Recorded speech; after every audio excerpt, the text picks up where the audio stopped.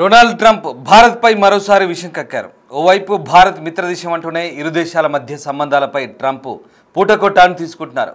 ఉక్రెయిన్తో యుద్ధంతో రష్యాపై ఒత్తిడి పెంచేందుకు భారత్ను వాడుకుంటున్నారు ట్రంప్. తాజాగా EU ముందు భారత్కు భారీ నష్టం కలిగించేలా డొనాల్డ్ ట్రంప్ కొత్త ప్రతిపాదనలు తీసుకొచ్చారు. భారత్ చైనాపై 100% సుంకాలు విధించాలని EUకి అమెరికా అధ్యక్షుడు సూచించారు. ఈ మేరకు అంతర్జాతీయ మీడియా కథనాలు ప్రచురితమవుతున్నాయి. ఇక రష్యా దగ్గర చమురు కొనుగోలు ఆపేస్తామనే వరకు కూడా టారిఫ్లు పెంచాలంటూ ట్రంప్ వ్యాఖ్యానించినట్టుగా తెలుస్తుంది. ట్రంప్ ప్రతిపాదనకు EU సుముఖంగా ఉన్నట్లు కూడా తెలుస్తోంది. భారత్పై EU 100% సుంకాలు విధిస్తే భారీ నష్టం కలిగే ఛాన్స్ కనిపిస్తోంది. ఉక్రెయిన్పై రష్యా యుద్ధం ముగించేలా ట్రంప్ స్కెచ్ చేస్తున్నారు. రష్యాతో మిత్రదేశమైన భారత్పై ఒత్తిడి తెచ్చేందుకు ప్రయత్నిస్తున్నారు. అమెరికా అధ్యక్షుడి తీరుపై సర్వత్రా విమర్శలు వెల్లువెత్తుతున్నాయి. సో మొత్తం మీద డొనాల్డ్ ట్రంప్ అమెరికా అధ్యక్షుడిగా మరోసారి పగ్గాలు చేపట్టాక భారత్ పట్ల తన ద్వంద్వ వైఖరిని కొనసాగిస్తున్నారు. ఓవైపు భారత ప్రధాని మోదీని తన మిత్రుడిగా అభివర్ణిస్తూనే రష్యా ఉక్రెయిన్ యుద్ధం నేపథ్యంలో రష్యాపై ఆర్థిక ఒత్తిడి పెంచేందుకు భారత్ చైనాలపై 100% సుంకాలు విధించాలంటూ యూరోపియన్ యూనియన్ దేశాలకు సూచించినట్టుగా తెలుస్తోంది. ఇక ప్రస్తుతానికి అమెరికా భారత్పై 100% సుంకాలు విధించే అవకాశం చాలా తక్కువగా ఉంది. డొనాల్డ్ ట్రంప్ ఈ ప్రతిపాదనను యూరోపియన్ యూనియన్కు చెప్పినప్పటికీ ఇది ప్రధానంగా రష్యాపై ఆర్థిక ఒత్తిడి పెంచే వ్యూహంలో భాగంగా చెప్తున్నారు. అయితే ద్వితీయ ఆంక్షలు విధించడం వల్ల కలిగే పర్యవసానాల గురించి EU దేశాల ఆందోళన చెందుతున్నాయి. ఇది కేవలం ఒక రాజకీయ ప్రకటన అయ్యే అవకాశంగానే ఎక్కువగా కనిపిస్తోంది.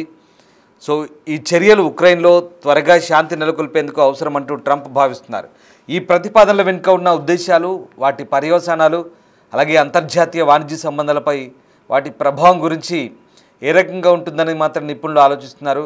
ఇక రష్యా నుంచి చమురు అలాగే ఇతర వస్తువులను కొనుగోలు చేస్తున్న దేశాలపై ఆర్థిక ఒత్తిడి పెంచడం ద్వారా రష్యాకు వచ్చే ఆదాయాన్ని తగ్గించాలన్నది ట్రంప్ వ్యూహం. తద్వారా రష్యాపై ఆర్థికంగా దెబ్బ కొట్టాలన్నది ప్రధాన వ్యూహం. అందులో రష్యాకు అత్యంత మిత్రదేశాలుగా భావిస్తున్న భారత్ చైనాలపై 100% సుంకాలు యూరోపియన్ యూనియన్ దేశాలు మొత్తం విధిస్తే కనుక ఈ రెండు దేశాలపై ఒత్తిడి పెరిగి రష్యా నుంచి బిజినెస్ తగ్గించుకుంటారు. తద్వారా రష్యా ఆర్థికంగా దెబ్బతిని ఇక యుక్రెయిన్తో యుద్ధం ఆపే ఛాన్సునే ఉందనే భావనలో ట్రంప్ ఉన్నట్టుగా తెలుస్తోంది. సో మొత్తం మీద యూరోపియన్ యూనియన్ మాత్రం ఈ అంశానికి సంబంధించి దేశాలు కూడా ఉక్రెయిన్లో శాంతిని కోరుకుంటున్నట్టుగా చెప్తున్నాయి. ట్రంప్ ప్రతిపాదనలపై చర్చలు జరిపేందుకు సుముఖత చూపాయి. అయితే భారత్ చైనా వంటి దేశాలపై ద్వితీయ ఆంక్షలు విధించడం వల్ల కలిగే పర్యవసానాలపై వాళ్ళు ఆందోళన చెందుతున్నారు. ఈ అంతర్జాతీయ వాణిజ్య సంబంధాలను మరింత ఇబ్బందులకు గురి చేస్తుందంటూ చెప్తున్న పరిస్థితి. సో ఇక్కడ ద్వితీయ ఆంక్షలు అంటే సెకండరీ సాంక్షన్స్ ఏంటనేది ఒకసారి చూస్తే కనుక ఒక దేశం మరొక దేశంపై ఆంక్షలు విధించినప్పుడు అక్కడ ఆ దేశంతో వ్యాపారం చేసే మూడవ దేశాలపై కూడా ఆంక్షలు విధించడాన్ని ద్వితీయ ఆంక్షలుగా చెప్తారు. ఈ సందర్భంలో అమెరికా రష్యాపై ఆంక్షలు విధించింది. ఇప్పుడు రష్యాతో వాణిజ్యం చేస్తున్న భారత్పై కూడా ఆంక్షలు విధించాలని ట్రంప్ ఆలోచిస్తున్నారు. సో ఆ రకంగా అంటే మనం పొద్దునే చూసాం మోదీతో స్నేహం, మోదీ నా మంచి మిత్రుడు, ఆయనతో డీల్ సెట్ చేసుకుంటానంటూ ట్రంప్ వ్యాఖ్యానించారు. దానికి వెంటనే మోదీ కూడా సంప్రదింపులు జరుపుతున్నాము, వీఆర్ క్లోజ్ ఫ్రెండ్స్ అంటూ మోదీ కూడా రిప్లై ఇచ్చారు. అంతలోనే ట్రంప్ మాట మార్చారు. అంటే అప్పటికే అర్థమైంది ట్రంప్ ఇది వెటకారంగా పెట్టిన ట్వీట్ లాగానే దాదాపుగా భావించాల్సి వస్తుంది. ఎందుకంటే ట్రంప్ టెంపరితనం చూపిస్తున్నాడు. ప్రతిసారి అహంకారపూరిత వైఖరి, ఏకపక్ష నిర్ణయాలతో ప్రపంచ దేశాలన్నింటి కూడా తన గుప్పిట్లోకి తెచ్చుకోవాలని భావిస్తున్నాడు. కానీ భారత్ ఎప్పటికప్పుడు ట్రంప్ ఆటలేం సాగట్లేదు, భారత్పై పప్పులు ఉడకట్లేదు. దీంతో ఒకసారిగా భారత్పై వ్యక్తిగత అక్కసు పెంచుకున్నాడు. భారత్పై ఛాన్స్ దొరికినప్పుడల్లా ఆర్థికంగా ఇబ్బందులకు గురి చేసే చర్యలకు ట్రంప్ దిగజారుతున్న పరిస్థితి. సో మొత్తం మీద ఇప్పుడు ట్రంప్ తాను చేయడం కాదు, ఇంకా యూరోపియన్ యూనియన్ ద్వారా తన పాచికలు పారేలా ఈ సూచన చేసినట్టుగా తెలుస్తోంది. సో ఉక్రెయిన్ యుద్ధం ముగించే అంశంపై అమెరికా అధ్యక్షుడు ట్రంప్ విశ్వ ప్రయత్నాలు అయితే చేస్తున్నారు. అందులో భాగంగానే భారత్ చైనాలపై ఈ సుంకాల భారాన్ని పెంచి రష్యాపై ఒత్తిడి తీసుకురావాలని యోచిస్తున్నారు. సో ఆయా దేశాల దిగుమతులపై 100% టారిఫ్స్ విధించాలని ట్రంప్ యూరోపియన్ యూనియన్ నేతలను కోరినట్టు తెలుస్తోంది. దీంతో ఈ అంశానికి సంబంధించి ఫైనాన్షియల్ టైమ్స్తో సహా ఇక అనేక మీడియా సంస్థలు కథనాలు వెలువరిస్తున్నాయి. రష్యాపై ఆంక్షలు విధించే అంశంపై సీనియర్ అమెరికన్ EU అధికారులు వాషింగ్టన్లో సమావేశమైనట్టుగా చెప్తున్నారు. ఇక EU అధికారులతో ట్రంప్ కాన్ఫరెన్స్ కాల్లో కూడా మాట్లాడినట్టుగా తెలుస్తుంది. రష్యాపై ఆర్థిక ఒత్తిడి తీసుకొచ్చేందుకు భారత్ చైనాలపై 100% టారిఫ్లు విధిస్తే కనుక చమురు కొనుగోలు చేయడం ఆపేస్తామనే వరకు కూడా ఈ టారిఫ్లను కొనసాగించాలంటున్నారు.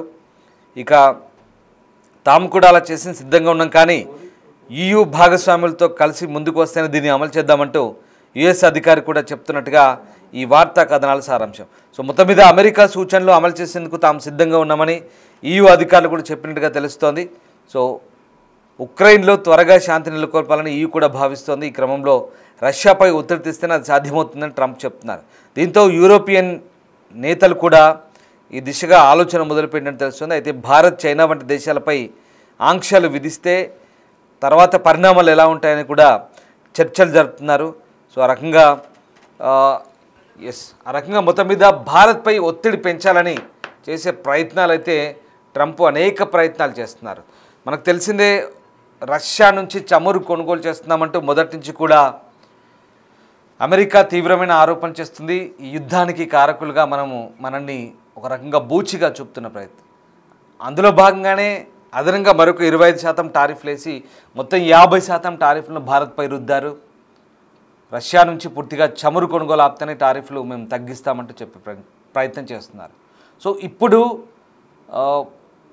షాంఘైలో జరిగినటువంటి ఏదైతే సదస్సు ఉందో, చైనాలో ఆర్థిక సదస్సు, సో దాంట్లో అమెరికా, రష్యా, చైనా ఈ ముగ్గురు దేశాధినేతలు, 3 దేశాలకు సంబంధించినటువంటి అధికార గణం అంతా కూడా ఒకే చోట ఒకే వేదికపైకి రావడం, ఈ 3 దేశాలు బలపడుతుండడంతో ట్రంప్కు ఇక పూర్తిగా ఈ మొత్తం వ్యవహారం అంతా కూడా కంటి మీద కుణుకు లేకుండా చేస్తుంది. ఈ 3 దేశాలు ఏకమైతే కనుక ఖచ్చితంగా ఇబ్బందులు తలెత్తవనే ఒక అంచనాకు వచ్చినట్టుగా తెలుస్తుంది. దీంతో ఎట్టి పరిస్థితుల్లో అంటే చైనాని, భారత్ని కట్టడి చేస్తే కనుక రష్యా ఆటోమేటిక్గా తగ్గిపోతుందనే భావనలో ట్రంప్ ఉన్నారు. సో అప్పటి నుంచి కూడా రకరకాల ఆలోచన చేస్తున్నారు. ఈ 3 దేశాలను ఏ రకంగా నిలువరించాలి, యుద్ధం ఆపాలి, అంటే ఉక్రెయిన్ యుద్ధాన్ని ఆపడానికి శతవిధాల ప్రయత్నం చేస్తున్నాడు ట్రంప్. తద్వారా ట్రంప్ కోరిక ఒకటే, నోబెల్ బహుమతి కొట్టాలి. నోబెల్ బహుమతి ప్రయత్నానికి తన వంతు ఈ రకమైనటువంటి అనేక కారణాలు వెతుక్కుంటున్నారు. అసలు ఉక్రెయిన్ యుద్ధాన్ని ఆపుతానంటూ ట్రంప్ మొదటి నుంచి కూడా రెండోసారి అధికారంలోకి వచ్చాక హామీ ఇచ్చాడు, కానీ శతవిధాల ప్రయత్నిస్తున్నాడు. అది ఉక్రెయిన్, రష్యా మధ్య స్థానికంగా ఉన్న భౌగోళిక రాజకీయ పరిణామాలు అవి. కానీ మధ్యలో భారత్, చైనాలను అడ్డు పెట్టుకొని ఈ 2 దేశాలను బెదిరించి ఈ 2 దేశాల్లో ఒత్తిడి తీసుకొచ్చి తద్వారా మన మిత్ర దేశమైన రష్యాపై ఒత్తిడి పెంచే ప్రయత్నాన్ని ట్రంప్ చేస్తున్నారు. సో ఇది చాలా క్లియర్, అందరికీ అర్థమైందే.